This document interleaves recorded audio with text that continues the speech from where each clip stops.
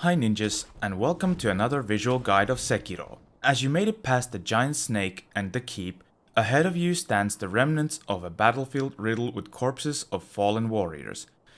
Now if you've eavesdropped the Ashina samurai so far, you might know what's up ahead, but if not, that's okay. It'll be a surprise for you. But I will tell you that if you have anything you want to do before venturing forward, now is the time to do it, as there is no returning after you drop down and face what is up ahead. As you do, you are greeted with a thunderous, blood-curdling introduction of the man we will be going through in this guide.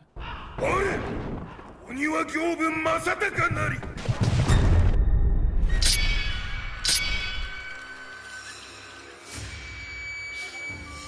Even though Gyoubu wields a huge spear, surprisingly he doesn't use any thrust attacks that can be Mikiri countered. Instead, he swings the spear a lot with great agility and power, so be wary. First up, as he is riding normally, he does a few types of ride-by attacks. One where he swings the spear around in an 8 form to both sides. The second is a sideways single attack that does mediocre damage and is the most common of his ride-by attacks. But even though he is very mobile and prefers to move a lot on his horse, he has a much wider array of attacks and combos when he is stationary. As he stops next to you, he has a combo of 3 attacks that starts with a downward attack, followed by a quick left to right sideways attack, and finally a charge up downward attack. Deflect these to the best of your ability. He also uses a combo of an upward swipe and then an attack where he throws the spear towards you. So be ready when he starts winding up the spear as shown in the video, even if you would be a bit far away. It is still a short range throw, so you can outrun it pretty easily, but deflecting it works as well. But there's also a throw that is a perilous attack, and this is one of the stranger ones since it cannot be Mikiri countered, blocked, or even deflected. It just needs to be dodged, so be aware. Gyoubu also uses an attack that closes the gap a bit by first launching himself into a stab, then continuing with a downward attack and completing the combo with an upward attack that might fling you into the air. If he runs past you and continues straight forward, he will make a drift that will make Akira and Takumi from Initial D proud, as he hits his spear into the ground to drift with the horse and will come back to perform a charged up two-handed sideways attack where he winds the attack by first twirling up the spear to build momentum and then striking. As he is drifting, you see a grappling hook opportunity that when taken upon will both cancel Gyoubu's twirl attack and will get you closer to him and get a few hits with the grappling hook attack skill. Quickly after this, you need to start defending and deflecting again, as he will immediately start doing swings to get you off of him and proceed with his combos. Also, if you stay behind him, he will make the horse kick you, which deals a considerate amount of damage and knocks you off your feet. He has a very large area sweep attack, where he swings the spear around the area, having it tied to a rope. I know. Weird. When he starts doing this, it will yet again give out a grappling hook opportunity that will let you evade the attack and also get you closer to Gyoubu to get a few free hits with the grappling hook attack. Note that the grappling hook attack lets you hit 2 hits while you're in the air, so save them while you're closer. In the second phase, as you deliver the first death blow, Gyoubu adds new attacks to his repertoire. Now if he starts to drift, he has a second attack option where he proceeds to make a devastating rush attack with his spear in the front that deals multiple hits consecutively. If you block or deflect these hits, he will then drift again and place his spear in the ground trying to hit you with it.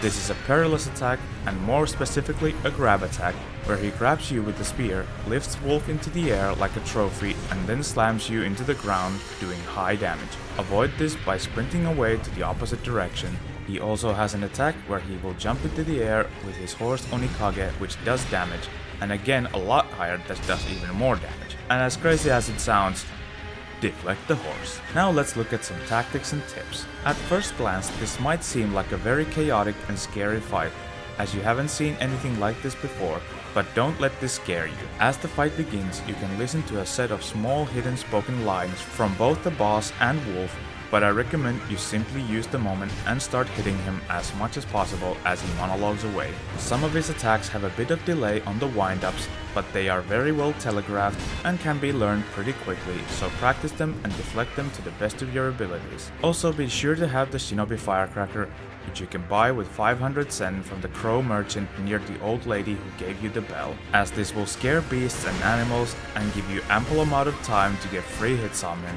In the second phase, however, if you use the firecrackers, Gyoubu will slam you with his spear instantly after the stun is over, so be ready to deflect him.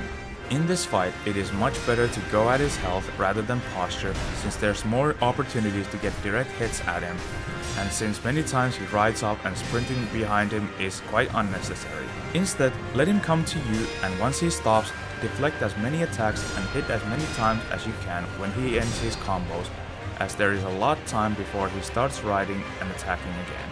Whenever you get a chance to use the grappling hook, don't be afraid to use it, since you get many free hits utilizing that and the grappling hook attack.